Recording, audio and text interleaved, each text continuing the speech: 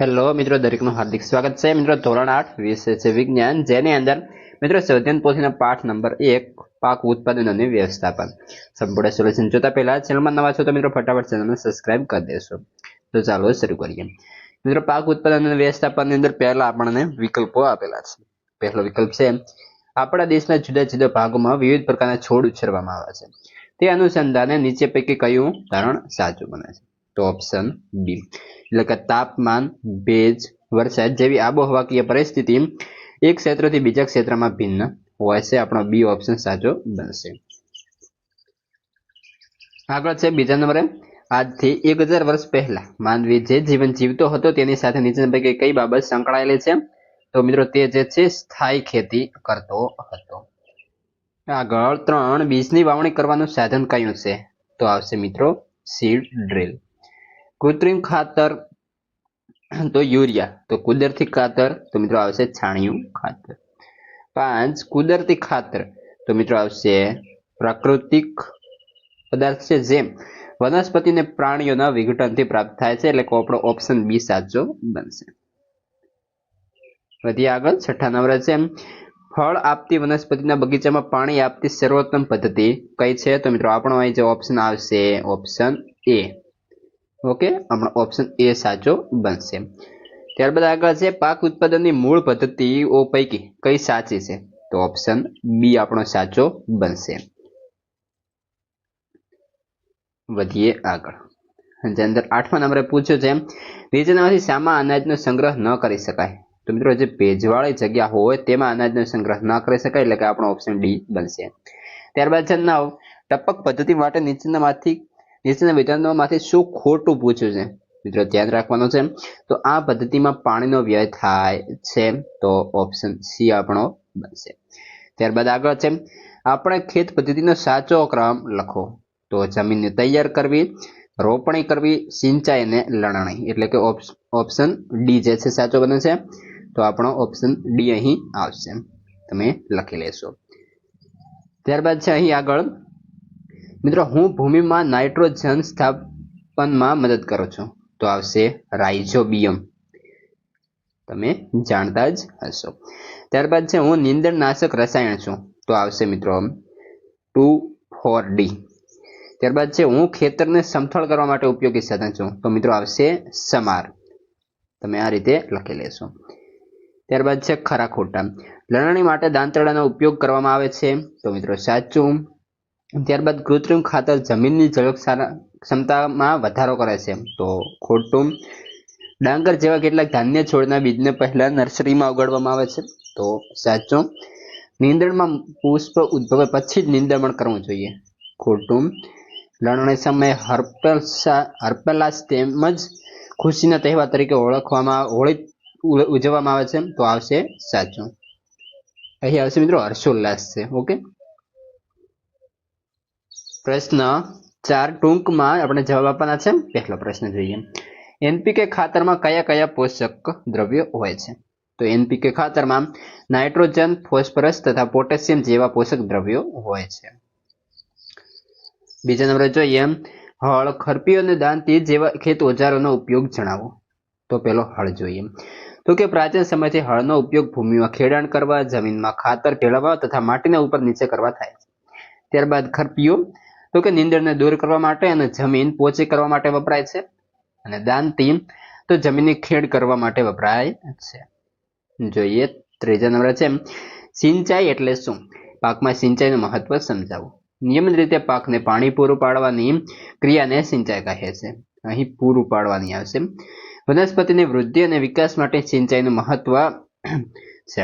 જમીનમાં બીજનું અંકુરણ કે વિકાસ પાણી વગર થઈ શકતું નથી.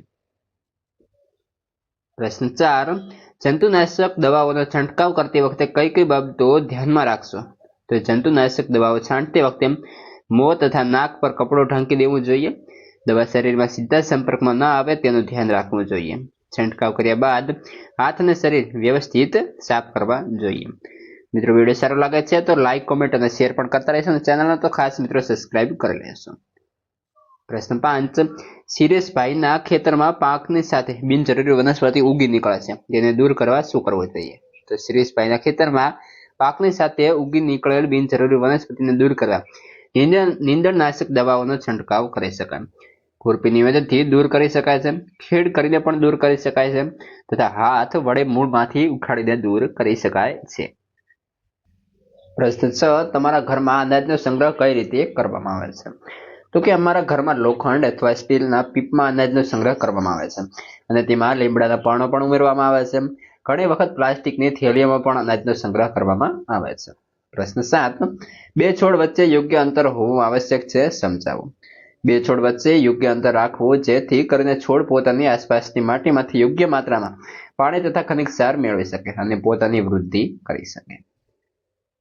મિત્રો અહીં તફાવત છે તે આપણે જોઈએ. જે અંદર પહેલું છે રવિ પાક અને ખરીફ પાક. તો રવિ પાકની અંદર શિયાળા દરમિયાન ઉગાડવામાં આવતા પાકને રવિ પાક કહે છે અને ચોમાસા દરમિયાન ઉગાડવામાં આવતા પાકને મિત્રો ખરીફ પાક કહે છે. ત્યારબાદ ઘઉં, ચણા રવિ પાકના ઉદાહરણ છે અને ખરીફ પાકની અંદર મગફળી અને સોયાબીન ખરીફ પાકના ઉદાહરણ છે. તે ઉપરાંત આગળ જોઈએ તો ટપક પદ્ધતિ, ફુવારા પદ્ધતિ અને ટપક પદ્ધતિ.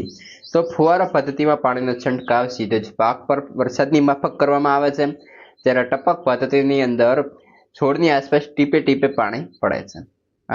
આ પદ્ધતિમાં નીંદણ ઉગવાની શક્યતા રહે છે, જ્યારે આ પદ્ધતિમાં નીંદણ ઉગવાની શક્યતા ઓછી હોય છે. મિત્રો આ રીતે તમારે જશે સરસ મજાનો કોષ્ટકની અંદર લખી લેવાનું રહેશે. પ્રશ્ન 6 તરફ આગળ વધીએ. જેની અંદર મિત્રો પૂછ્યું છે માગ્યા મુજબ જવાબ લખવાના છે. પહેલું છે બીજમાંથી ક્ષતિયુક્ત બીજ અલગ કરવાની પ્રવૃત્તિનું વર્ણન કરો. તો કે એક બીકર લઈ તેને પાણીથી અડધું ભરી દો, તેમાં એક મુઠ્ઠી ભરીને ઘઉંના દાણા નાખો અને બરાબર હલાવો. હવે કેટલો સમય રાહ એટલે કે થોડોક સમય રાહ જુઓ. અમુક બીજ પાણી પર તરશે અને અમુક ડૂબી જશે. ક્ષતિયુક્ત બીજ પાણી પર તરે છે અને ગુણવત્તાવાળા બીજ પાણીમાં ડૂબી જાય છે. પ્રશ્ન 2, પાક પર ખાતરની અસર દર્શાવતા પ્રયોગનું વર્ણન કરો. તો મિત્રો જોઈએ સૌપ્રથમ કુદરતી અને કૃત્રિમ ખાતર પાક પર આપણે અસર જોવાની છે. સાધન શું જોઈશે? તો કે જેની અંદર મિત્રો આપણે 3 સમાન પ્યાલા જોઈશે, કુદરતી અને કૃત્રિમ ખાતર જોઈશે અને મગના બીજ જોઈશે. આપણે એ રીતે અહીં લઈ લીધા છે. પદ્ધતિ જોઈએ તો કે મગના દાણાને અંકુરિત કરો, તેમાંથી સમાન કદના પ્રાકૃતને પસંદ કરો. હવે 3 પ્યાલા લો, A, B અને C નામ અંકિત કરો. પ્યાલા A માં માટી લઈને થોડું છાણિયું ખાતર ઉમેરવું, પ્યાલા B માં માટી સાથે રાસાયણિક ખાતર ઉમેરવું અને C માં માત્ર માટી લો, તેમાં ખાતર ઉમેરવું નથી. દરેક પ્યાલાને સુરક્ષિત સ્થાન પર મૂકી સમાન માત્રામાં પાણી આપો. ત્યારબાદ અવલોકન તો કે 3 પ્યાલામાં સમાન વાવેલા બીજનો વિકાસ અલગ અલગ થાય છે. નિર્ણય, પાક પર કુદરતી અને કૃત્રિમ ખાતરની અસરો અલગ અલગ જોવા મળે છે. ત્યારબાદ જોઈએ પ્રશ્ન 7, વર્ગીકરણ કરો. જેની અંદર નીચેના ગુણધર્મોના આધારે કુદરતી ખાતર અને કૃત્રિમ ખાતરમાં વર્ગીકરણ કરવાનું રહેશે.